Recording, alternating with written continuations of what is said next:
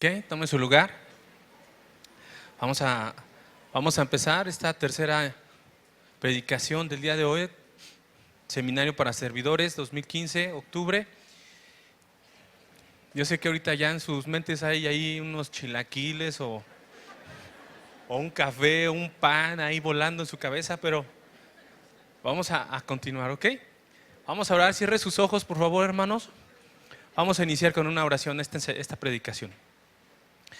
Gracias te damos, bendito Dios, en esta mañana, Señor, por tu palabra, porque sabemos que tú tienes cuidado de nosotros, Señor.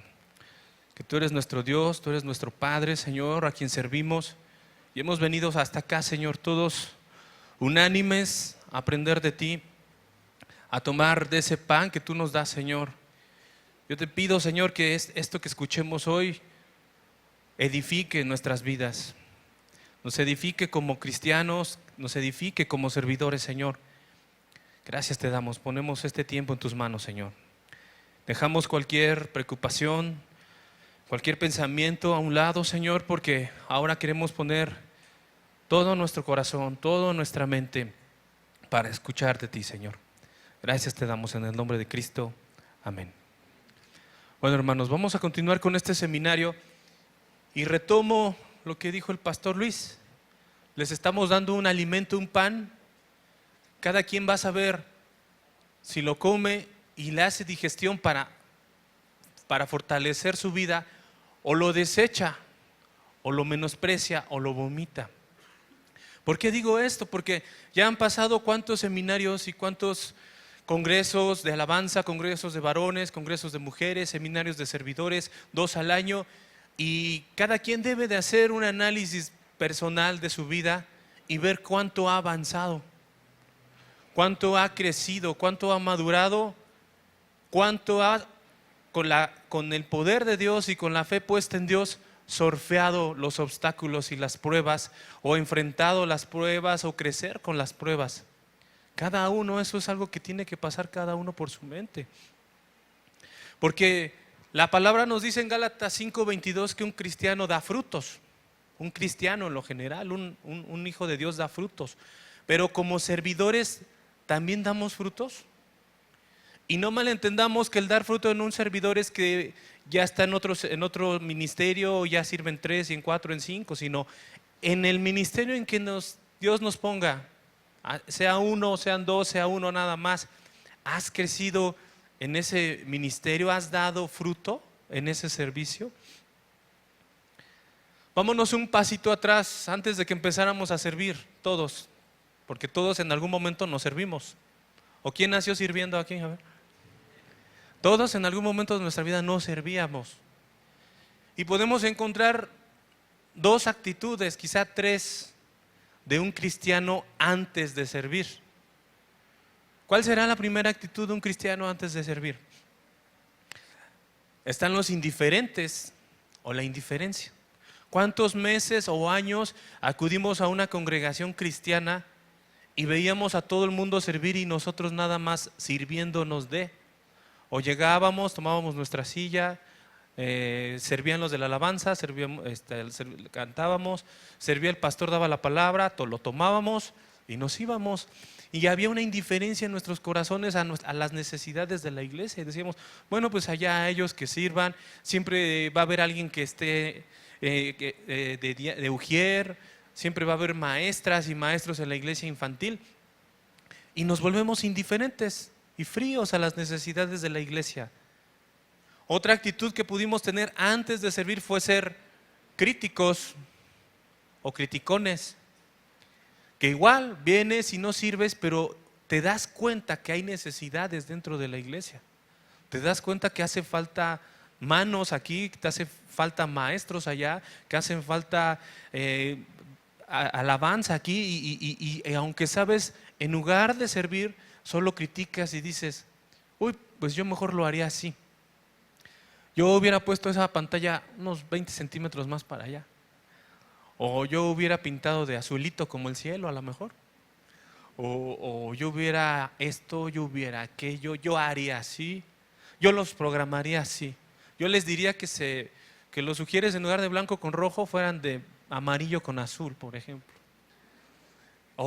Y empezamos, ¿no?, a dar nuestras ideas, pero mientras ahí seguíamos, sin fruto, inútiles, ni siquiera inútiles, porque la palabra dice que el inútil es el que hace lo que le toca hacer. Como ahí, como un parásito nada más, sin hacer nada.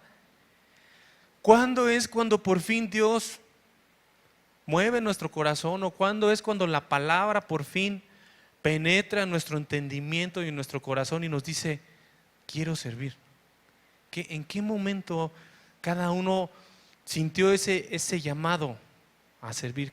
¿En qué momento dejamos de ser indiferentes? ¿En qué momento dejamos de estar criticando y nos paramos y dijimos, yo también voy, o sea, yo voy a servir, voy a poner lo que sé o hasta lo que no sé y que Dios me use para su obra?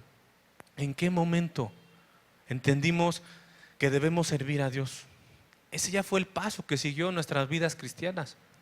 Pero después, ya que estamos sirviendo, no basta con eso, hermanos. No basta con que ya estoy sirviendo y ya, se acabó. Y ya hice mi manual del tabernáculo, ya fui al seminario, ya serví, punto. No queda ahí. ¿Por qué? Porque estamos hablando de que también debemos dar fruto en eso. Tiene que haber un crecimiento, tiene que haber una madurez en cada uno, en nuestra vida, en lo personal, allá afuera, con nuestras familias, con nuestra esposa, con nuestros hijos, con nuestros padres, con nuestros compañeros del trabajo, y también un fruto aquí dentro de la congregación. Pero entonces, si ha habido un fruto y ha habido una madurez y un crecimiento en nuestras vidas, ¿por qué algunos dejan de servir?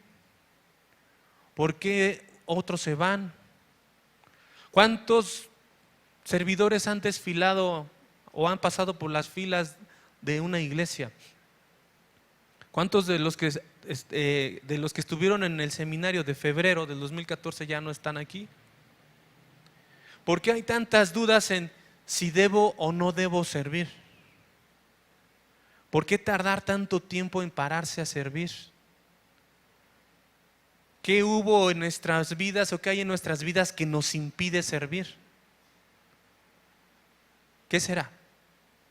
¿En qué momento dimos ese paso y dijimos tenemos que servir? Pero repito, no basta con dar nada más el paso y llenar tu hojita y decir ahora ya voy a ser servidor y ya. Sino que desde ese preciso momento debemos entender que nuestro servicio no es en nuestras fuerzas ni es en nuestra carne, sino que ese servicio es en el poder de Dios. Es en el poder de Dios y está aquí de manifiesto porque la iglesia es el reino de Dios aquí en la tierra. Es lo espiritual en lo material. Es el poder de Dios en medio de una generación perversa, maligna. Estamos aquí, lo podemos ver ahorita en la alabanza. De momento volteé y ves a la gente que pasa y ves acá como diciendo ¿qué les pasa allá adentro? Ya me imagino la cantidad de comentarios que han de decir acerca de los que estamos aquí cantando y alabando, y las panderistas y la alabanza. Y es el cielo en la tierra, hermanos, la iglesia. Y debemos de empezar por este principio de entender a qué estamos sirviendo, a quién estamos sirviendo, la importancia de servir. Imagínense, estamos sirviendo a la iglesia del Dios creador, del Dios todopoderoso. Somos la secuencia de la iglesia en Jerusalén, donde estaba un Pedro, donde estaba Juan, donde estaba Santiago. Somos la secuencia de los discípulos del Señor Jesús. Somos la secuencia del pueblo de Israel en el Antiguo Testamento. Nosotros seguimos esa línea establecida la iglesia más de 2000 años y aquí estamos, como dice un canto, aquí estamos, por la gracia y por la fe, aquí estamos. Siglos, 20 siglos. ¿Cuántos han visto en el mundo cómo se jactan los negocios, no? Panadería Esperanza, 40 años. Taquería El Naranjito, desde 1985. ¿Quién ha ido al Naranjito a comer? Unos tacos. La iglesia, hermanos, es el reino de Dios aquí. Desde el 33. Desde el año 33 aproximadamente. 2000 años. ¿Quién la sustenta? La inteligencia de un Pedro, ¿quién la sustenta? El talento de los miles y miles de creyentes y de cristianos a lo largo de 20 siglos que la han sabido mantener a la iglesia, ¿o la mantiene el Espíritu Santo? La mantiene el Espíritu Santo. Dios es la que la fortalece. Y ha sido un reino, el reino de Dios en la tierra, ha sido golpeteado, ha sido perseguido, ha sido masacrado, ha sido lastimado, ha sido vituperado. Han muerto miles, han dado su vida, han dado todo, porque la iglesia sigue subsistiendo y subsiste por el poder del Espíritu Santo.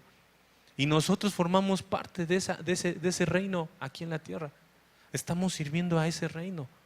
No nada más limpiamos un piso, no nada más tocamos una guitarra, no nada más predicamos la palabra aquí en la tierra. Estamos trayendo el Espíritu de Dios, estamos trabajando con la eternidad. El pastor Luis tocaba la resurrección.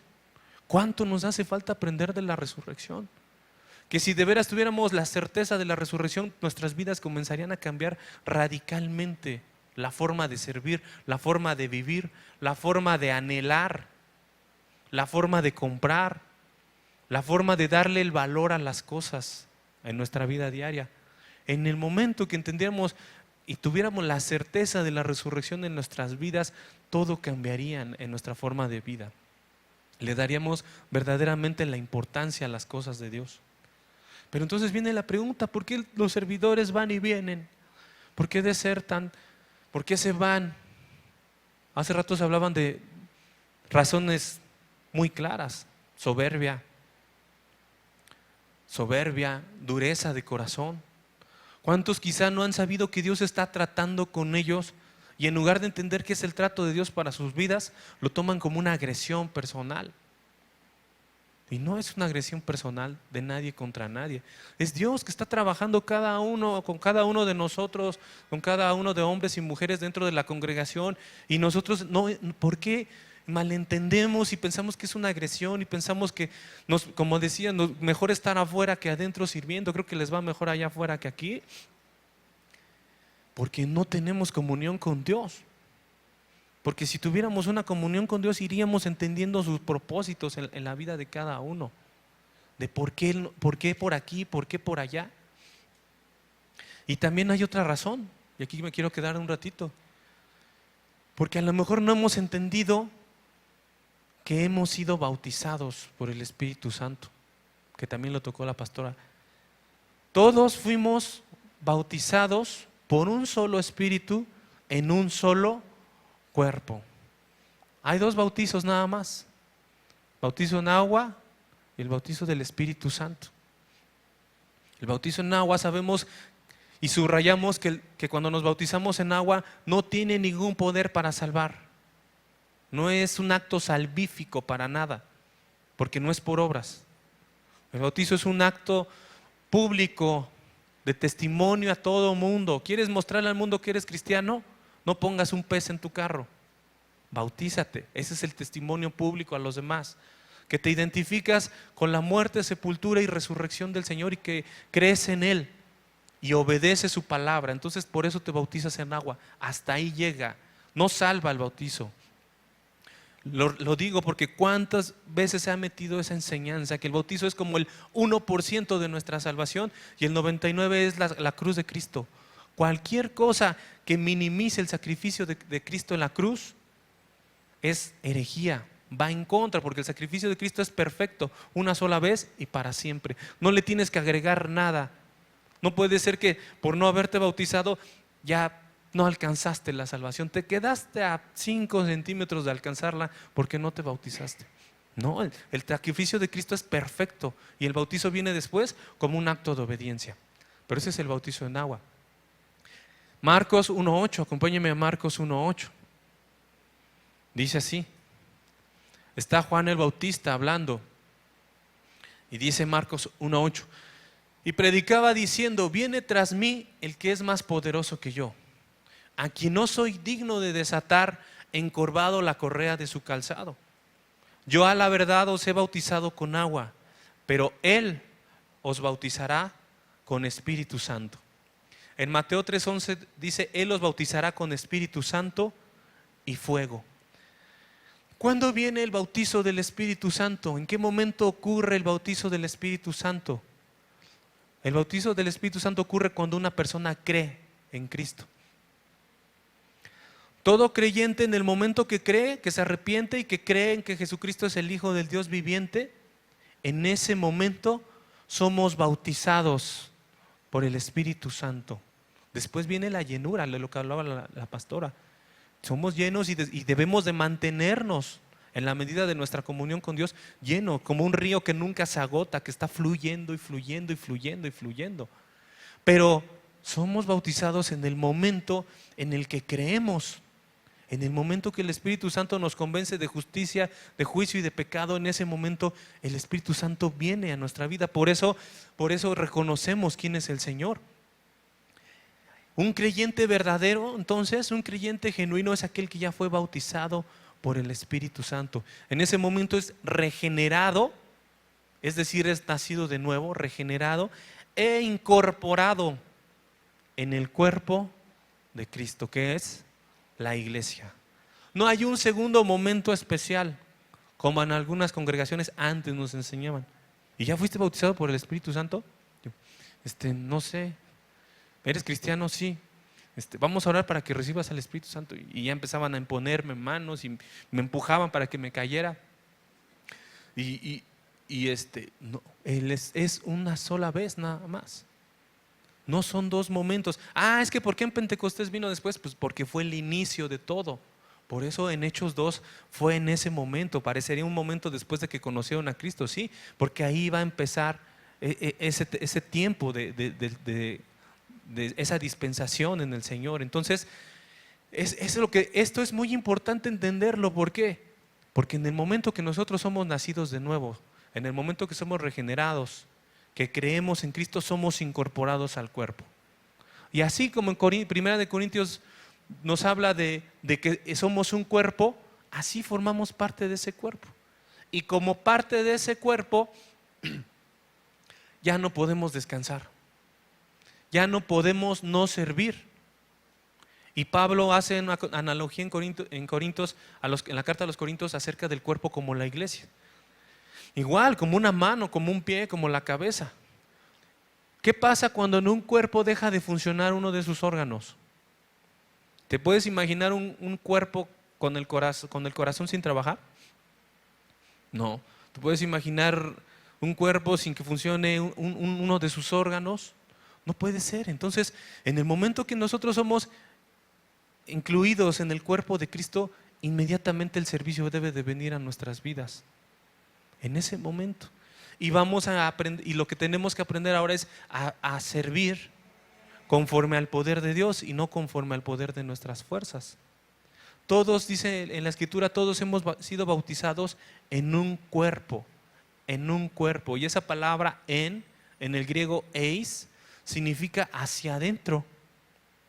O sea, cuando tú eres incluido en el cuerpo de Cristo, empiezas a estar en un cuerpo hacia adentro, y ese cuerpo es la iglesia. ¿Y quién es la cabeza del cuerpo? Cristo es la cabeza, de quien recibimos todas las órdenes, todas las instrucciones. Entonces, si tú estás sirviendo en el poder de Dios, es porque estás en comunión con Dios y sabes reconocer la voz de Dios. Así como las ovejas oyen a su pastor y la siguen, así un siervo escucha la voz de Dios y obedece y actúa y hace lo que Dios le pide.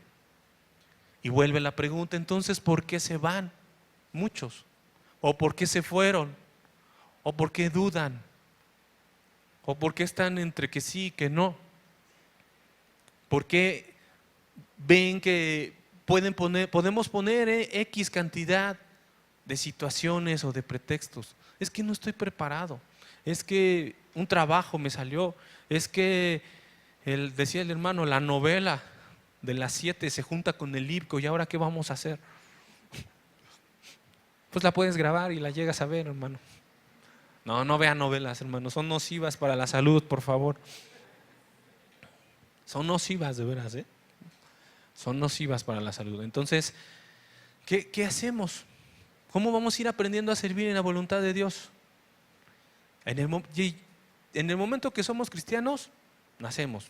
Entonces, estamos ya sellados con el Espíritu Santo. Les voy a leer Efesios 1:13. Efesios 1:13 dice: en Él también ustedes, habiendo oído la palabra de verdad, el evangelio de vuestra salvación, y habiendo creído en Él, fueron sellados con el Espíritu de la promesa, que es las arras de nuestra herencia, hasta la redención de la posesión adquirida para alabanza de su gloria. Es decir, nosotros oímos el evangelio, nosotros oímos la verdad, las buenas noticias, creímos en el Señor Jesucristo, nos identificamos con Él, nos fuimos sellados con Él, y el Espíritu Santo es la garantía que tenemos en nosotros, que formamos parte de Él y que tendremos una herencia después. Ahí está el Espíritu Santo que tienes en ti, porque somos templos del Espíritu Santo, es una garantía, una certeza de lo que viene después. Estamos como a una parte, digamos, a la mitad. Ayer en Varones lo veíamos, hablábamos de la misericordia de Dios. Y veíamos que Dios ya nos extendió toda su misericordia, porque ya nos dio la salvación. Pero ¿qué crees, hermano? Gózate, porque todavía nos falta otra parte, vivir y gozar de esa misericordia, que es cuando estemos con Él en la resurrección. Entonces, ya tenemos esa garantía y por lo tanto tenemos el Espíritu Santo en nuestras vidas y por lo tanto tenemos que servir. ¿En dónde? ¿En qué ministerio? ¿A dónde? ¿A qué hora? Eso es lo que menos importa. Porque ya estamos sirviendo y desde que servimos debemos entender que servimos de aquí hasta que Dios nos llame a su presencia. No importa en dónde, aquí, acá, allá, de en dónde sube, baja, de esto, de aquello. El punto es que sirvas. Dios se encargará de ir poniendo y llamando a cada quien. Entonces, volviendo a nuestra cita que les dije en 1 Corintios 12, por un solo espíritu fuimos todos bautizados. También dice en el 13, a todos se nos dio a beber de un mismo espíritu, de beber. Y esto nos recuerda Juan 4, la samaritana, cuando está el Señor ahí, se entrevista con una mujer de Samaria. Dice en el versículo 10 de Juan 4:10, respondió Jesús y dijo: si conocieras el don de Dios y quién es el que te dice dame de beber, tú le pedirías y Él te daría agua viva. ¿Quiénes aquí le han dicho al Señor dame de beber? Si has tenido sed, por eso creíste en el Señor, Él te dio agua viva y todos tomamos de la misma agua. Por lo tanto, todos llegamos a formar partes de la misma iglesia, del mismo cuerpo, y nos convertimos en miembros activos, miembros vivos dentro de la congregación. Dicho de otra forma, ser cristiano y convertirse en cuerpo de la iglesia es un sinónimo. Te lo repito, ser cristiano y ser miembro de un cuerpo que es la iglesia es exactamente lo mismo. Así funciona la iglesia de Dios.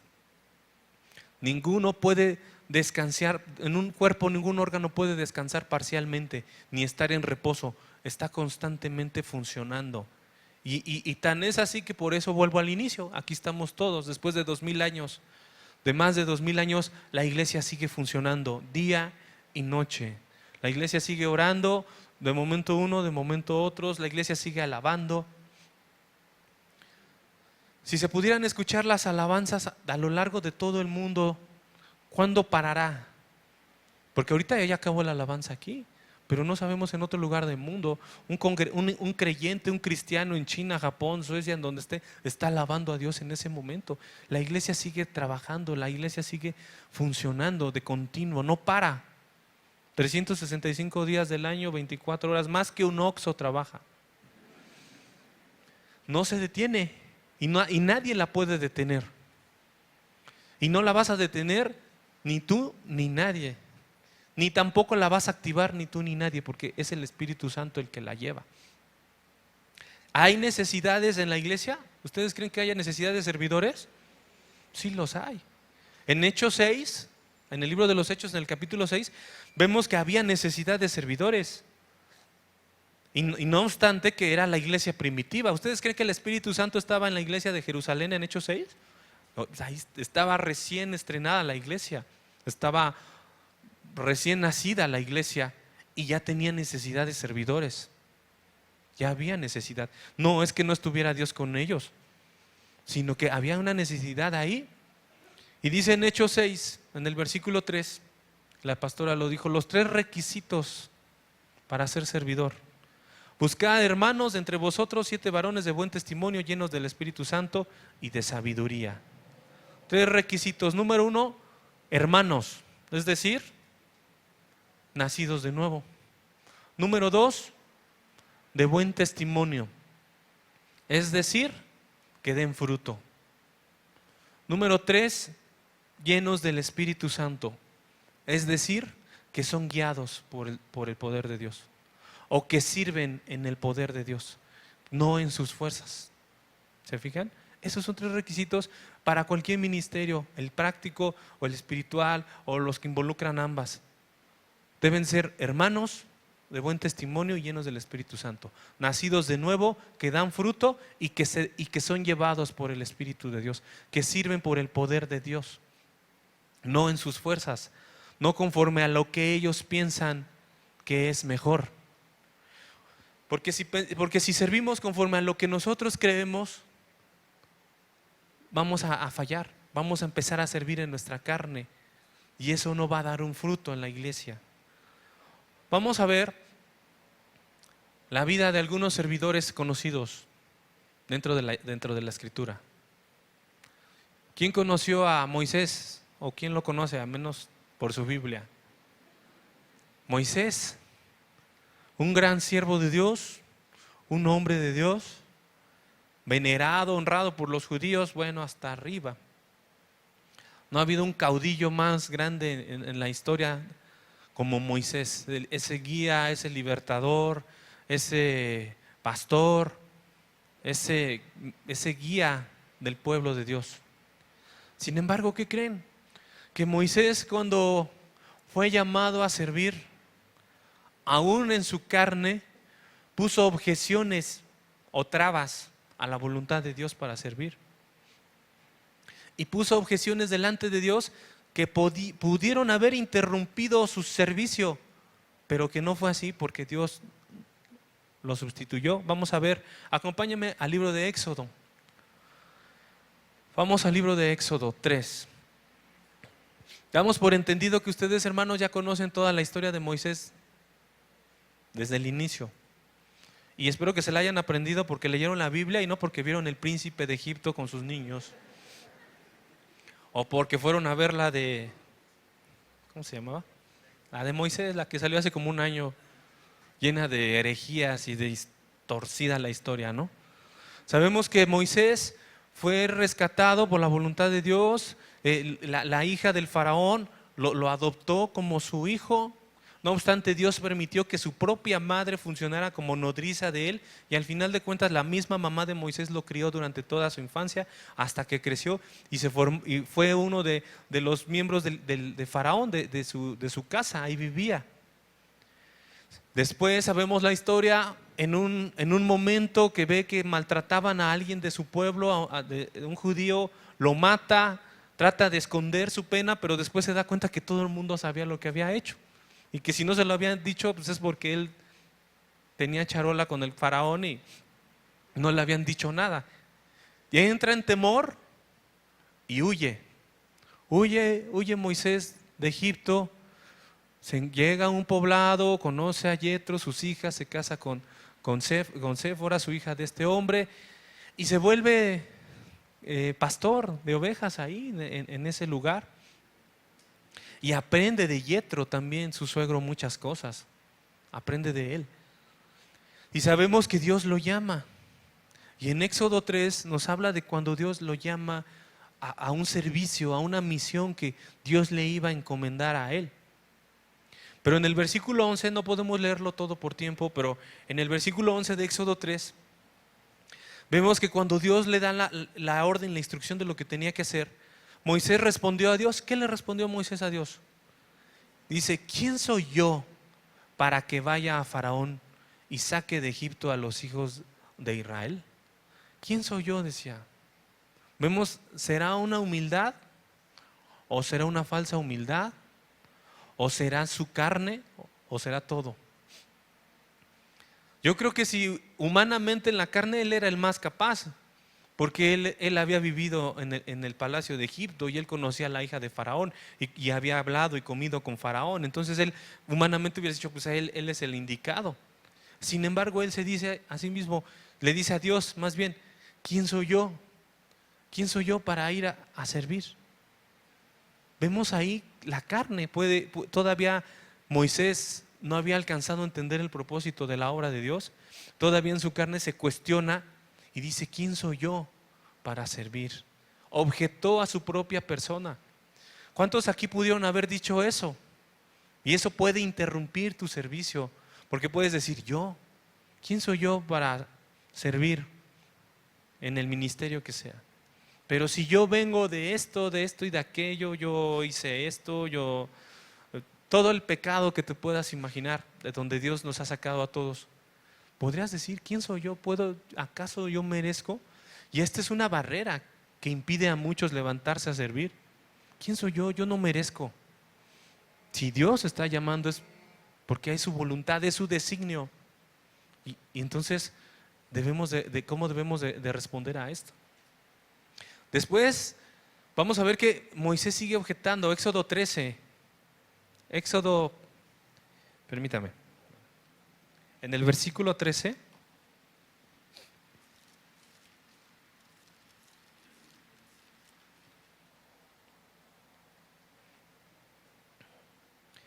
Versículo 13 del capítulo 3 dice, dijo Moisés a Dios, he aquí que yo a los hijos de Israel y les digo, el Dios de vuestros padres me ha enviado a vosotros. Si ellos me preguntaren cuál es su nombre, ¿qué les responderé? Aquí vuelve a hacer otra objeción Moisés delante de Dios. Objeta su incapacidad. Dice, ok, yo voy y le hablo a los hijos de Israel y les voy a decir, el Dios Todopoderoso me habló y me dijo que les dijera esto. Y me van a preguntar, ¿sí? ¿Te habló Dios? ¿Y cuál es el nombre de Dios? O me van a hacer otras preguntas. ¿Y qué voy a decir yo? Dice Moisés. ¿Qué les responderé? O sea, Moisés estaba dudando de su capacidad para su servicio. Estaba objetando, híjole Señor, me van a decir estás loco. Me van a decir tú no sirves. Y así empezaba Moisés a objetar. Éxodo 4:1. Porque Dios le va dando contestación a todo esto. En Éxodo 4:1, Moisés le vuelve a responder a Dios y dice, entonces Moisés respondió diciendo, he aquí que ellos no me creerán ni oirán mi voz, porque dirán, no te ha aparecido Jehová. Porque Dios le dijo, diles que yo soy, te envía. Yo soy el que soy. Uno de los nombres de Dios, que muestra la esencia del ser. Nadie puede decir yo soy el que soy. El ser en toda su existencia solamente es Dios. Todo lo demás es finito, tiene principio y fin. Es criatura, todo lo demás es creación. Solo Dios es eterno, solamente Él es el yo soy. Entonces por eso le dice, diles que yo soy te manda, que yo soy te envía. Sin embargo en Éxodo 4:1 Moisés responde otra vez. No me van a creer, no me van a oír, no van a oír mi voz, porque van a decir, no es cierto, no se te ha parecido Dios, no se te ha parecido Jehová. Otra vez sirviendo en nuestra carne, sirviendo en lo que pienso que yo soy, en lo que pienso que yo tengo. Es que yo no creo capaz de hablar, es que yo no creo capaz de servir, es que yo no creo capaz de esto, yo no creo capaz de aquello. Dios es el que está llamando. Vamos a Éxodo 4:10, otra objeción más de Moisés que puso antes de empezar a servir poderosamente. Éxodo 4:10. Entonces dijo Moisés a Jehová, ay Señor, nunca he sido hombre de fácil palabra, ni antes ni desde que tú hablas a tu siervo, porque soy tardo en habla y torpe en lengua. Otra vez, servir en la carne. Moisés dice, soy de pobre elocuencia, Señor, no tengo palabras, no soy un buen orador, no soy bueno para darme a expresar, Señor. Y hasta dice, ay Señor, así como que, híjole Señor, ¿no? Cada vez me pides más y yo no puedo. No soy hombre de fácil palabra. Y en Éxodo 4:13, finalmente Moisés de plano ya dice, ay Señor, envía, te ruego, por medio del que debes enviar. Esto en otra traducción está diciendo: ay Señor, escoge a otro, porque yo no puedo, yo no soy capaz, yo no puedo. Señor, te lo ruego, por favor agarra a otro de ahí del pueblo, a Aarón, o a ver a quién de los otros, porque yo, Señor, no puedo, decía Moisés. En Éxodo 4:14, ¿cómo reaccionó el Señor? Sabiendo que el Señor es omnisciente, todo lo sabe. Éxodo 4:14 dice: entonces Jehová se enojó contra Moisés, porque Moisés resistía el poder de Dios. Moisés se resistía en la carne. Pensaba que iba a ir en sus fuerzas y no entendía que iba en el poder de Dios. Y entonces Dios, en su poder y en su sabiduría, pues le provee, ¿no? Dios provee como siempre. ¿No conozco yo a tu hermano Aarón levita y que él habla bien? Y aquí que él saldrá a recibirte y al verte se alegrará en su corazón. Tú hablarás a él y pondrás en su boca las palabras, y yo estaré con tu boca y con la suya. Y os enseñaré lo que hayáis de hacer. Es decir, Dios da la solución, ¿no? O sea, Dios todo lo tiene bajo su control. Ok, Moisés, ya me dijiste que no puedes, que tú no, que eso, vas con Aarón. Van los dos y van a obedecer lo que yo les digo. ¿Qué vemos entonces? Que Dios, ahí está, obrando en el poder de Dios, iban a ir ya los dos. A partir de ese momento, ¿cómo habrá sido el servicio de Moisés? ¿Otra vez fue temeroso? Ya no más. Moisés entendió de parte de quién iba, entendió que yo soy, lo había mandado, y entonces se presentó al hombre más poderoso del mundo, subrayo mundo, que era Faraón. Ese que se creía Dios, un faraón se creía Dios en aquellos tiempos, ¿no? Entonces va y lo enfrenta 1, 2, 3, 4, 10 veces lo enfrenta con toda la autoridad que Dios le dio, porque Moisés no tenía ninguna autoridad. Es más, era un prófugo de la justicia Moisés, porque lo andaban persiguiendo por haber matado a un egipcio. Y sin embargo, con la autoridad que Dios le da, él va y encara al más grande de esos tiempos. Yo me pregunto, ¿qué no habrá habido más guardias y soldados egipcios para que en cuanto lo vieran venir, luego lo agarraran y lo mataran o lo echaran en la cárcel? ¿Quién iba con él? ¿Quién iba con Moisés y con Aarón? Dios empezó a servir en el poder de Dios y empezó a manifestarlo. En la Escritura, si hay una parte donde nos muestra algo a los ojos naturales, fue en los tiempos de Moisés. Las plagas de Egipto, el mar abierto, la columna de fuego que se movía en el desierto, el maná que se rociaba cada día para el alimento, el agua que salía de la peña, las codornices que cayeron para que comieran carne. Todas esas obras maravillosas y esos prodigios que Dios hizo al pueblo y frente a sus ojos fueron porque Moisés empezó a servir en el poder ¿de quién? De Dios, ya no más en su carne. Y así empezó la vida y sabemos los resultados y sabemos todo lo que sucedió después. Esa es la vida de Moisés, y podemos hacer así una analogía de cada uno de los hombres y mujeres de la Biblia. Se me ocurre otro nombre, Jonás. ¿Quién conoce al profeta Jonás? Jonás, siendo ya profeta, no solamente no entendió la orden de Dios, sino que de plano la desobedeció.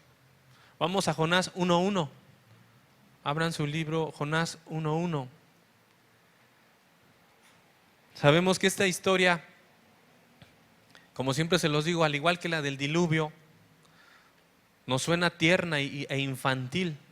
Y siempre vamos a ver un Jonás adentro de un pescado, de un gran pez ahí. Y suena tierno, infantil. Pero al igual que el diluvio, que suena infantil, el arca y los animalitos bien felices en el barquito, no es nada infantil, es el juicio de Dios. El arca es el juicio de Dios, porque millones murieron ahí debajo ahogados. Solamente unos se salvaron, los que creyeron en Dios. En Jonás pasa lo mismo. Jonás estaba recibiendo una orden de Dios, era un profeta que tenía que ir a advertirle a un pueblo que se arrepintiera. Jonás 1:1 dice: vino palabra de Jehová a Jonás, hijo de Amitai, diciendo: levántate y ve a Nínive. Ahí está la instrucción de Dios, el mandato: levántate y ve a Nínive. Nada más, esa es la instrucción. Aquella gran ciudad, y pregona contra ella, porque ha subido su maldad delante de mí. Versículo 3. ¿Qué hizo Jonás? ¿Sirvió en el poder de Dios? En el versículo 3 nos muestra un Jonás que sirvió en su carne, porque dice: y Jonás se levantó para huir. O sea, ya ni siquiera cuestionó a Dios. Señor, ¿por qué quieres que vaya allá? No, no se lo merecen. Sino que de plano Jonás se levanta y se va lejos. Dice: para huir de la presencia de Jehová a Tarsis. Descendió a Jope y halló una nave que partía para Tarsis, y pagando su pasaje entró en ella. Hasta pagó su pasaje ahí. ¿No puedes imaginarte a Jonás? Para irse lejos de la presencia de Jehová. Algunos historiadores dicen que Tarsis no la han ubicado esa ciudad, aunque aparece en la antigüedad, pero muchos la identifican con una ciudad en el sur de España. O sea, todo el mar Mediterráneo hasta el otro lado, hasta España. Se iba a ir lo más lejos que pudiera, físicamente. Pero ¿a dónde nos vamos a esconder de la presencia de Dios? ¿Habrá algunos aquí que Dios los ha llamado a servir y se van hacia el otro lado, se van lo más lejos posible? ¿O hacen oídos sordos, como que Dios no les habla? Y que sabes que Dios te está llamando y que Dios ya te dijo: haz esto. Y en lugar de hacerlo, como Jonás, te vas hacia el otro lado y no obedeces los designios de Dios. O a lo mejor has actuado en una mezcla entre Moisés y Jonás. Es que no puedo, es que lleno de pretextos.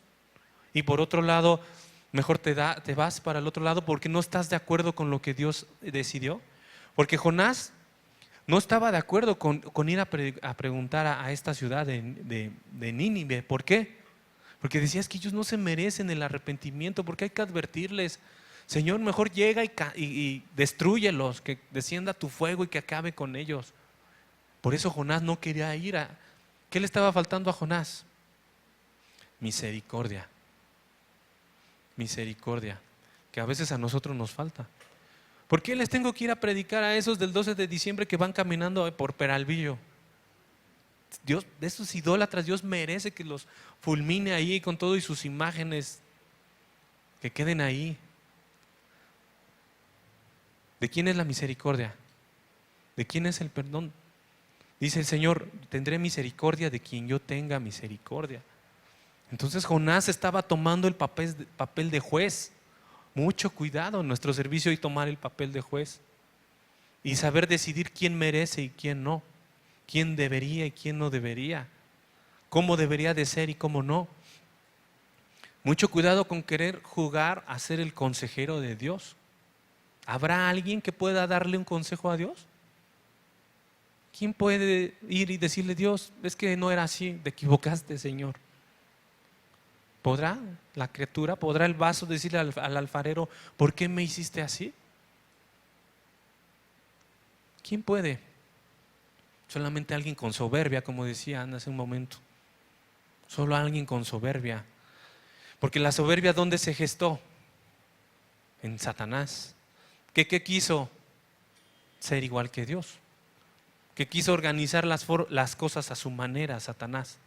Yo quiero estar como el Altísimo decía, y desde ahí tener el control y actuar como yo quiero, decía Satanás. El soberbio quiere exactamente eso, anhela un cargo, anhela un puesto. ¿Con qué fin? ¿Con qué fin anhela servir? Como dicen en el mundo, como un hueso. Yo llevo más de 10 años trabajando en el gobierno federal y puedo verlo eso todos los días en toda la gente. Como todos, desde que llegan a hacer su servicio social, se esfuerzan por agradar al jefe. Están esperando un hueso. Así es en el mundo. Y se quedan hasta las 9, 10, 11 de la noche queriendo agradar al ojo. Y llegan muchísimo antes o ya ni podemos con la carga de trabajo y no falta que dicen: yo lo hago. Y no, yo así, ¿y quién creen que lo va a hacer? Mi jefe dice: yo lo hago. ¿Y quién creen que lo va a hacer? ¿El jefe? Me lo echa a mí. Y entonces yo, y todo porque quiere quedar bien, se echa 1000 compromisos ¿Y todo para qué? ¿Para servir a la ciudadanía? Pues para él, dice un refrán, para su propio molino, ¿no? Entonces, así es en el mundo así trabaja esperando recibir a cambio. Está trabajando y esforzándose para que me reconozcan, para que ya sea su administrador, para que me den más días de vacaciones, para esto, quiere, eso es el mundo. Un servidor no sirve esperando ganar nada, un servidor solamente sirve porque sabe que Cristo es digno. Porque Él es digno, ya, nada más. Porque Él es el Dios Todopoderoso.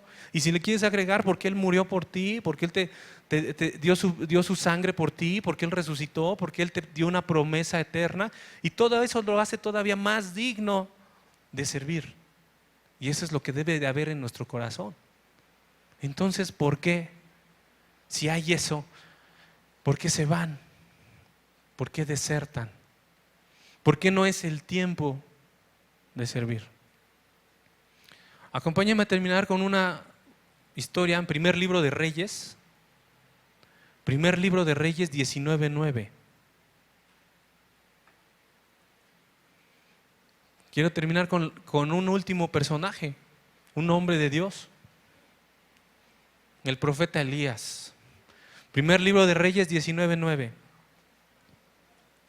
Dice, y allí se metió, el contexto, hermanos, lo que es para atrás es cuando Elías en el monte reta a los sacerdotes de Baal, se mofa de ellos, realmente se mofa de ellos, hace descender fuego, escucha a Dios su oración, hace descender fuego, consume todo eso, degollan a todos esos falsos profetas. Es decir, vemos a un Elías en todo el poder de Dios, actuando todo el poder de Dios en ese hombre, en el profeta Elías. En Primer Libro de Reyes 19:9 vemos que empieza Elías, se va a su carne, como quizás todos en algún momento, y dice, y allí se metió Elías. ¿En dónde se metió? En una cueva donde pasó la noche. Y vino a él palabra de Jehová, el cual le dijo, ¿qué haces aquí, Elías? Es decir, Elías no tenía que estar en una cueva. Por eso Dios le pregunta, ¿qué haces aquí? O sea, Dios no lo mandó, ve a esa cueva a dormirte. No eres oso para irte a dormir ahí. ¿Qué haces aquí, Elías? Le dice. Es decir, Elías tomó una decisión en su carne. Me voy a ir a esconder a la cueva. Versículo 10, él respondió, he sentido un vivo celo por Jehová, Dios de los ejércitos, porque los hijos de Israel han dejado tu pacto, han derribado tus altares y han matado a espada a tus profetas, y solo yo he quedado, y me buscan para quitarme la vida. Es decir, Elías está diciéndole al Señor, Señor, yo tengo un mejor plan que tú. ¿Qué crees? Se te fue algo, Señor. ¿No te habías dado cuenta que ya están matando a tus profetas? Por eso me vine a esconder a ti. ¿Cómo ves, Señor? ¿Qué te parece mi idea? Me escondo aquí y así cuando ya acaben con todos, yo quedo aquí. ¿Qué le contesta el Señor en el versículo 11? Él le dijo, sal fuera y ponte en el monte delante de Jehová. O sea, casi ven a mostrarte a mí ahí en el monte donde te vea. Y aquí Jehová que pasaba y un grande, o sea, le dijo a Moisés que fuera adelante de Jehová, a la presencia de Dios. Y después Dios empieza a mostrarse al profeta Elías. Dice, he aquí Jehová que pasaba y un grande y poderoso viento que rompía los montes y quebraba las peñas delante de Jehová, pero Jehová no estaba en el viento. Y tras el viento un terremoto, pero Jehová no estaba en el terremoto. Y tras el terremoto un fuego, pero Jehová no estaba en el fuego. Y tras el fuego un silbo apacible y delicado. Entonces sale Moisés de la cueva, busca la presencia de Dios, pero ahí viene otra parte importante, saber reconocer cuándo es Dios el que te está hablando. Dios no te está diciendo quédate ahí en la cueva. Dios está diciendo sal y busca a Dios. Y ya que sales y buscas a Dios, ahora tienes que aprender a reconocer cuando habla Él. Porque aquí nos habla de que vino un viento, un grande y poderoso viento. Y te puedes decir, ay, en Hechos 2 hubo un viento recio, a lo mejor, pero en Hechos 2 sí era la presencia del Espíritu Santo. Aquí en la historia de Elías, el viento recio no era la presencia de Dios. Fíjense, era un viento que rompía montes y quebraba peñas. Imagínense el poder de ese viento. Yo creo que en el huracán Patricia que acaba de pasar. pero no estaba ahí. Tras el viento un terremoto. Pues es decir, el poder de Dios se está manifestando aquí, está temblando todo. Y no estaba ahí. Y tras el terremoto fuego y Jehová tampoco estaba. ¿Dónde estaba el Señor? Dice en esta cita, en un cibo apacible y delicado. Elías supo reconocer cuando hablaba Dios, cuando se presentó Dios, sí, porque en el 13 dice, versículo 13, y cuando lo oyó Elías, cubrió su rostro con su manto, el temor de Dios. Porque estar en la presencia de Dios, hermanos, no es cualquier cosa. Lo vimos hace 2 predicaciones con el pastor Josué. ¿Con qué ligereza? Estoy en la presencia de Dios. Es un tiempo poderoso, ¿no? O sea, a Moisés, quítate el calzado de tus pies. Aquí Moisés quedaba blanco ante la presencia de Dios. Aquí nos muestra qué hizo Elías, aunque ya era un hombre y un profeta de Dios, se escondió inmediatamente. Con su rostro escondió su manto y salió y se puso a la puerta de la cueva. O sea, otra vez se volvió a esconder a la cueva, otra vez volvió, ya no se metió a la cueva, se quedó en la puerta nada más, en la orillita. Y aquí vino una voz diciendo, ¿qué le preguntó el Señor?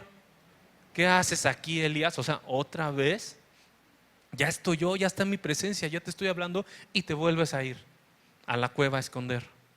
Él respondió lo mismo, he sentido un vivo celo por Jehová, Dios de los ejércitos, porque los hijos de Israel han dejado tu pacto, han derribado tus altares y han matado a espada a tus profetas, y solo he quedado y me buscan para quitarme la vida.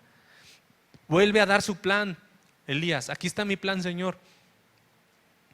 Ya se están acabando tus profetas, solo quedo yo. ¿Qué le dijo el Señor? Versículo 15, vamos a terminar con esto. ¿Qué le dice el Señor?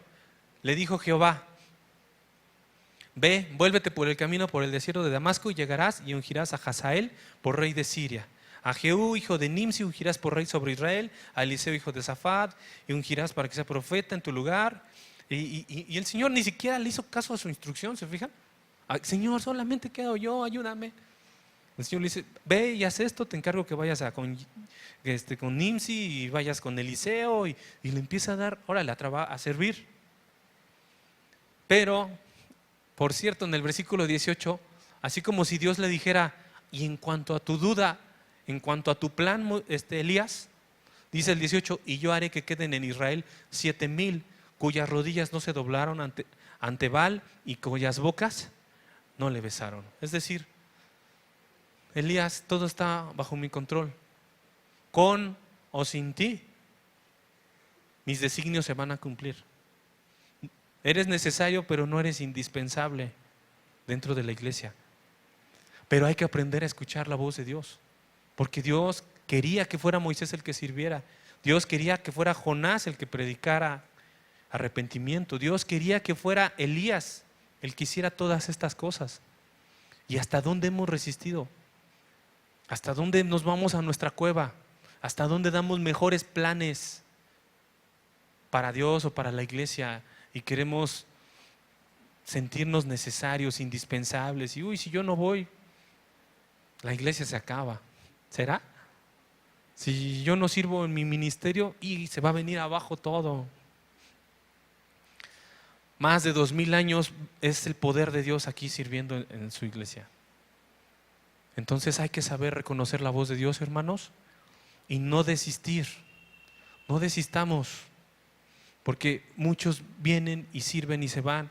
Muchos vienen, sirven y flaquean. ¿Por qué? Porque no han entendido esto. 2 puntos, son el cuerpo. Están inmersos ya en el cuerpo de Cristo y por lo tanto trabajan en el organismo que es la iglesia. Y número 2, aprende a reconocer la voz de Dios cuando te está llamando a servir, sea el ministerio que sea, y no cierres tus ojos a Dios. No seas como aquellos en la parábola del Señor Jesús de los 2 hijos, cuando el padre llama a trabajar a los hijos y uno dice, sí voy, Señor, sí voy, papá, ahorita voy, nada más termino y llego y empiezo a servir. Y termina y mejor ya no voy. Y otro que le dijo, no puedo, papá, discúlpame, no te puedo ayudar. Y se arrepiente y dice, híjole, sí, no, mejor sí voy. No vayamos a caer en eso y en la emoción, yo voy a ser servidor y me levanto y yo quiero servir y todo, y después mejor me voy para atrás. Ya no sirvo. Mejor que seas como ese que al principio estaba endurecido, pero que después se dejó moldear por Dios para servir. Pero no servir en su carne, sino servir en espíritu, servir en el poder de Dios. Cierra tus ojos, hermanos, vamos a orar.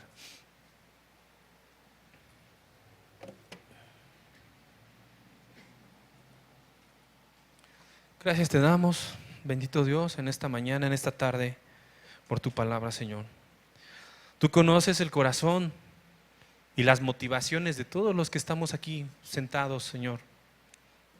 Tú conoces realmente qué nos motiva a servirte, Señor. ¿Por qué te buscamos? ¿Por qué te alabamos? ¿Por qué te anhelamos, Señor?